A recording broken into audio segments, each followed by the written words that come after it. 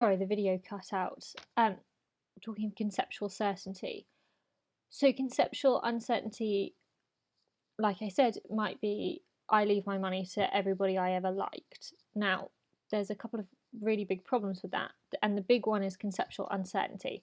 We know what it means to like somebody, but we don't know what it meant to that particular settler, exactly what anybody I ever liked meant. Does he mean people that he loved, people he spent time with frequently, people he tolerated, people that he worked with who were fine but he didn't love them? That there's no way to determine that. And on top of all of the other things, the other two things that we'll talk about, everybody I ever liked, it's got that conceptual uncertainty. But if this rather capricious testator, let's say, said, I leave all of my money to, let's say, everybody I ever went to church with, one, you've got a conceptual uncertainty there of what does it mean everybody I ever went to church with? Are those going to be regular members of the congregation?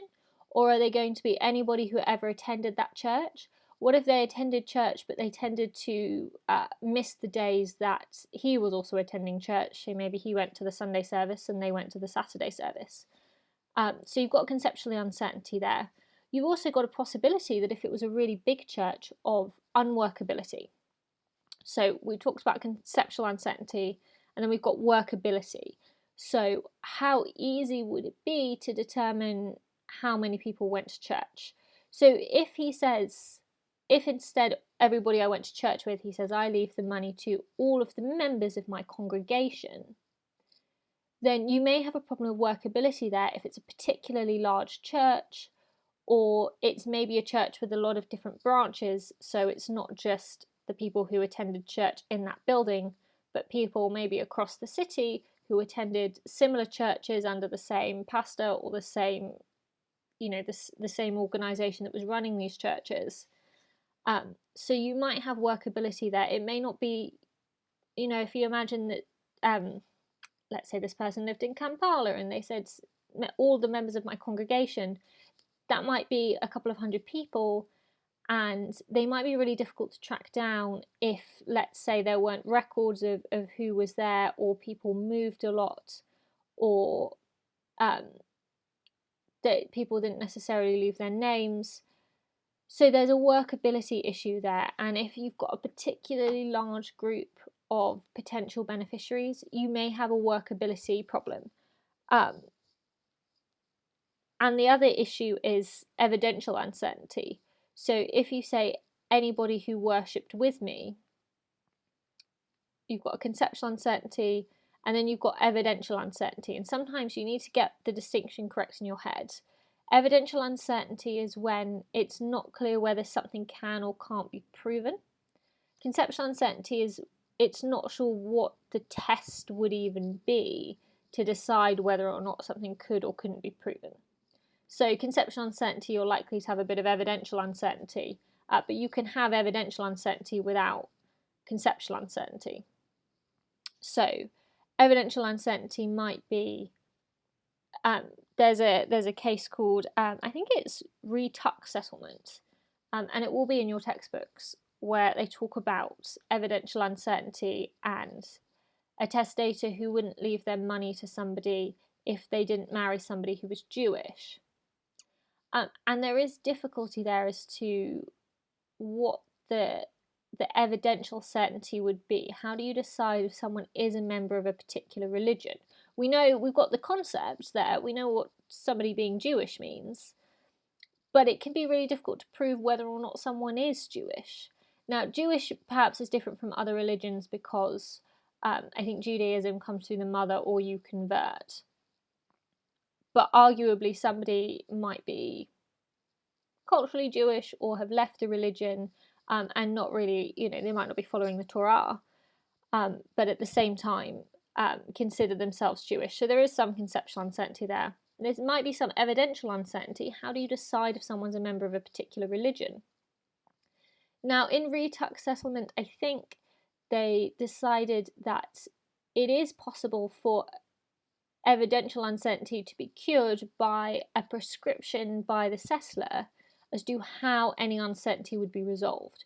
So in this case, I believe, although you may want to read the case, the uncertainty was solved by reference to the chief rabbi. So if the chief rabbi said somebody was Jewish, then fine, they were Jewish. And if they said they weren't Jewish, then they weren't Jewish for the purpose of this trust.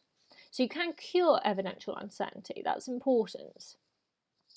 And if you get a problem question, it's likely to be whether or not someone is a member of a particular group, maybe on religion or belief, and if it's referred to somebody who might have the authority to decide whether or not that person is in or out of that group, then you may have cured your evidential uncertainty. But you need to think about that for a problem question, and you need to make reference to the cases where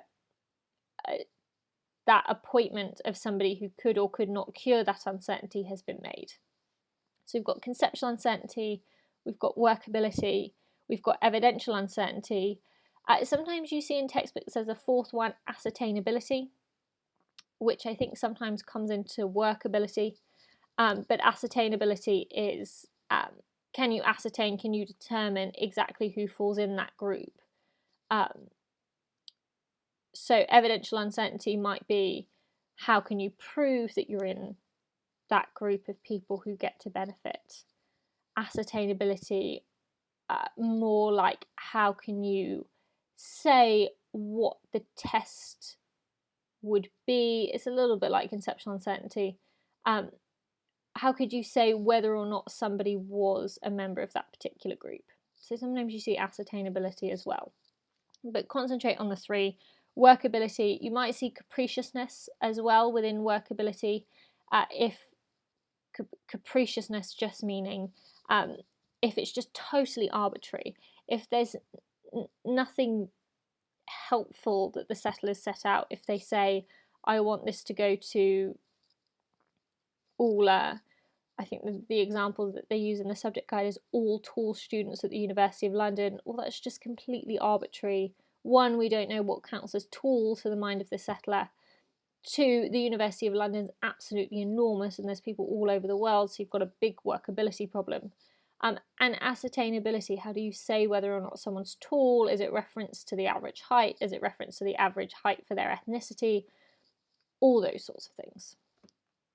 So that's our third one, certainty of object.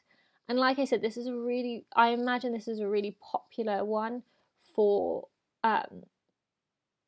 problem questions. So you need to be thinking about these issues. I hope I've given you a bit of background to think about it, but you really do need to go away, read the cases. I strongly suggest you make notes, 1 or 2 sentences about what each of these cases say about each of these 3 certainties. And I will see you next week.